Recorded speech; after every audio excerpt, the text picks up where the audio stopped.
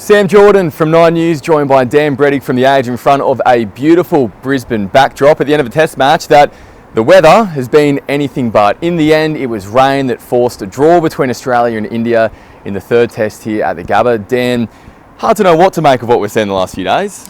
Yeah, it's been an extremely frustrating 5 days. A bit of an unusual experience in recent times to actually get to a fifth day, but mainly for reasons of rain rather than anything else. You could certainly see in the Australian players a sense of frustration, a sense of opportunity lost through that weather. You'd have to say that in the parts of the test match where we knew that there was time for there to be a result, they were quite dominant.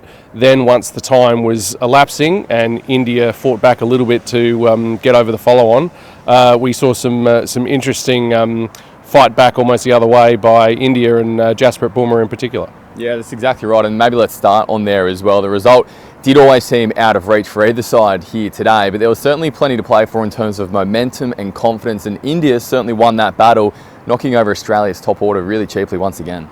Yeah, it was a tough commission for the Australian top order. Clearly, the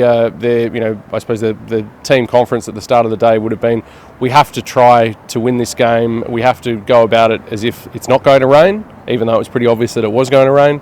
So, getting the top six out there to try to score runs quickly didn't really work out for them. There was a little bit of almost Jekyll and Hyde to the way some of the players were playing, I felt.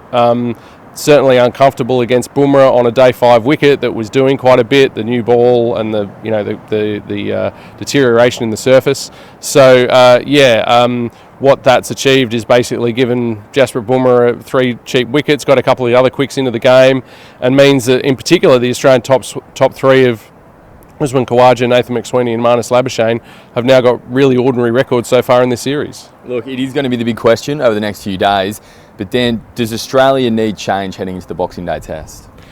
I think they're clearly going to take a couple of days to consider that.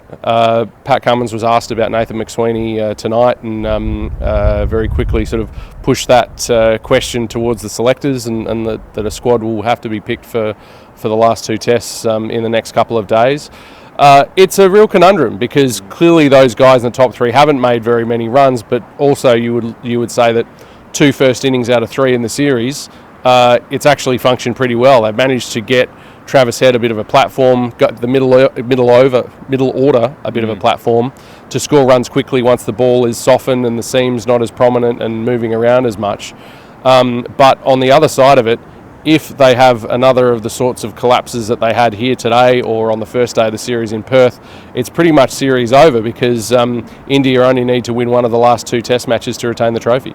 Pat was asked about how he thought the top order was functioning today in terms of those first 3 batsmen, and he made a point of saying that they have spent time at the crease, which has allowed then the middle order, like you mentioned there, to come in and make some runs as well.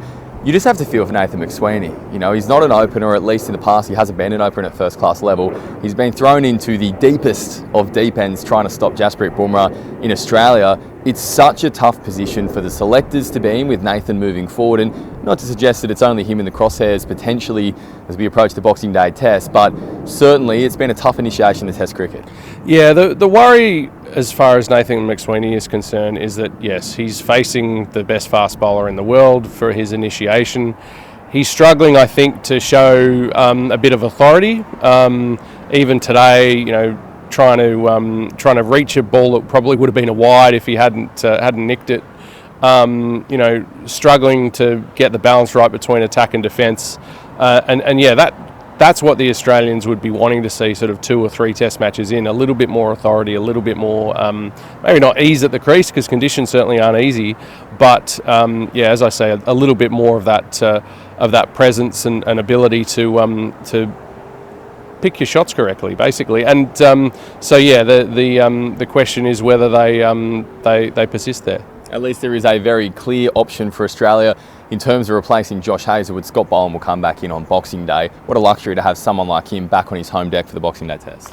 Yeah, well, that's the silver lining as far as Australia is concerned. Losing Josh Hazlewood is a big blow, but yeah, Scott Boland loved bowling to the Indians in Adelaide, and as we all know, he loves bowling on the MCG. No one does it better.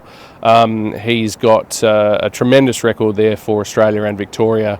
and you could expect that he'll slot in, and we'll lose little by comparison to Hazelwood. When we spoke about what was at stake today, confidence being the big one, India, they come out of this feeling okay. They avoided the follow-on yesterday. They had those scenes of celebration. Ravichandran, when he was asked about that today, said, why not celebrate the little wins along the way? The team worked hard for that. And they seemed to have their tails up by the end of stumps, heading into Melbourne, where, of course, they beat Australia the last time they played.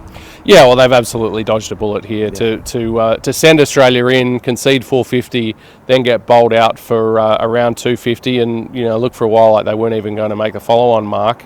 And then somehow end the Test match feeling like they've had a good couple of days. It's a big turnaround from the first couple of days of the game, and it's definitely a great scenario for India, knowing that in Melbourne and Sydney on the past couple of tours they've done really well. They've won both of the Melbourne Tests. They got a couple of draws in Sydney, which helped them, in 18-19 sealed the series, and in 2021 meant they came to Brisbane with a chance to win the series. So, it's a concern for Australia going to face India at those venues, and means that, India clearly are not without their problems. Rohit Sharma, their captain's not making any runs. Virat Kohli's now in a little bit of a hole, and there's the bowling support for Jasprit Bumrah is not always the greatest, but they will go to Melbourne with plenty of confidence that they've been there and done that before. And they'll go with one less player as well. Just before we go, Dan, Ravi Ashwin announcing his retirement this afternoon. There had been a little bit of speculation around that, of course. Did not play here in Brisbane, but he leaves the game as one of the all-time greats, 7th on Test cricket rather's all-time leading wicket takers list. What a legacy. Yeah, the best spin bowler that India's ever had by any measure. An extraordinarily skillful bowler. I have a memory of there was a tour of India in 2013 where Australia went out there with a fairly young team, and him actually succouring Ed Cowan to come down the wicket and getting him stumped by Miles. That was at the start of that series, and it really emphasised the hold that he would have on Australia and many other countries, not only in India but other parts of the world as well. And it was interesting to hear from Rohit Sharma that he cajoled Ashwin to not retire after Perth when he missed out, to say, look, I need to get you back in the side for one more Test match in Adelaide. That shows the regard with which he was held.